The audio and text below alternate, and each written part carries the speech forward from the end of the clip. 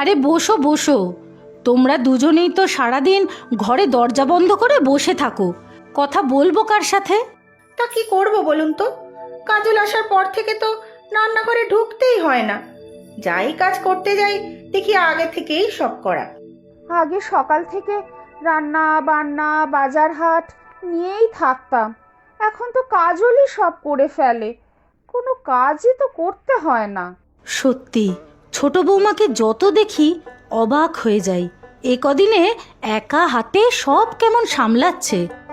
জানতাম আপনি সব সময় কাজলের হয়ে কথা বলবেন, আমরা যেন আর ঘর সংসার করি না।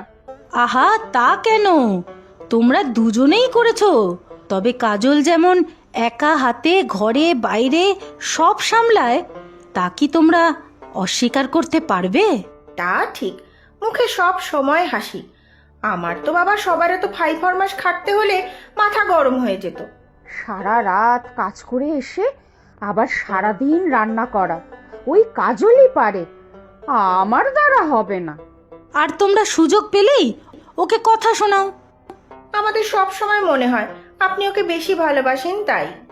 আমাদের সাথে আর ভালো করে কথা বলেন না। তোমরা তিনজনেই সমান আমার কাছে, কিন্তু একটু চিন্তা হয় আমার কাজলের জন্য। ওর ওপর মনে হয় বেশি চাপ দিয়ে ফেলছি আমরা। এত গুণী মেয়ে আমাদের বাড়িতে এসে কি হয়ে গেল?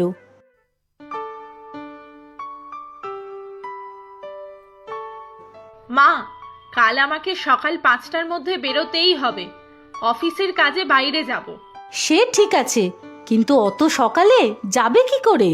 অফিসের গাড়ি একটা আসবে, আপনার ছোট ছেলেও তো কাজের জন্য বাইরে, না হলে ওই এয়ারপোর্টে পৌঁছে দিত। একা একা যাবে? আচ্ছা ঠিক আছে, সাবধানে যেও তাহলে। কাল আমি না থাকলে যে আপনাদের খুব অসুবিধা হবে, কিন্তু এই সেমিনারটা আমাকে অ্যাটেন্ড করতেই হবে। না না, ও ঠিক আছে, আমি সব সামলে নেব, কিন্তু তুমি সকালে কি খেয়ে যাবে বৌমা? ও চিন্তা করবেন না মা, আমি আমার জন্য একটা পাউরুটি সেকে মাখন দিয়ে খেয়ে নেব।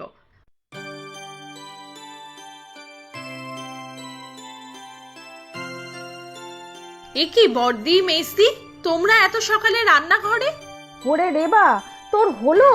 দেখ কাজল তো রেডি প্রায়। এই তো হয়ে গেছে দিদি। এই কাজল, খাবার টেবিলে গিয়ে বস দেখি। তোমরা কি করছো আমাকে একটু বলবে? তুই এত সকালে কি না খেয়ে বেরোবি? তোর জন্য খাবার বানাচ্ছি। আমার জন্য? এত সকালে তোমরা আমার জন্য এইসব করছো? হ্যাঁ রে, আমাদের ডাক্তার দিদি। কত বড় ডাক্তার তুই, হসপিটাল রোগী সব সামলে আমাদের এত বড় বাড়ির সব সামলাচ্ছিস, একদিন আমরা তোকে রেঁধে খাওয়াতে পারবো না?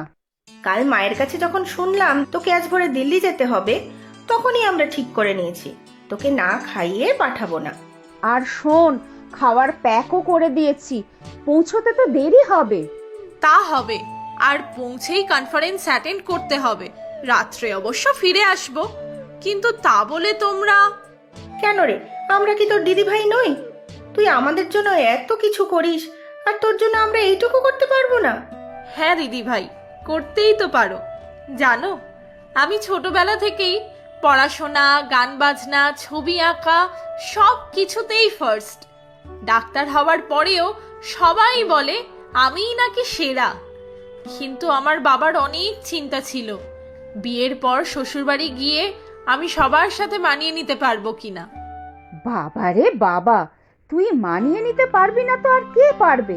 তুই সব কিছুতেই সেরা, আর আমাদের সংসারেও তুই সেরা, বুঝলি রে পাগলি? বাবা আজ বেঁচে থাকলে খুব খুশি হতো জানো তো। আচ্ছা আমি আসি এখন, না হলে অনেক দেরি হয়ে যাবে। সকালের দিকে এয়ারপোর্টে অনেক ভিড় হয়। আর হ্যাঁ, আমি রাত্রে ফিরে আসব, তোমাদের রান্না করতে হবে না, কিন্তু আমি সবার জন্য খাবার নিয়ে আসব, ঠিক আছে? হ্যাঁ গো ডাক্তার দিদি, ঠিক আছে।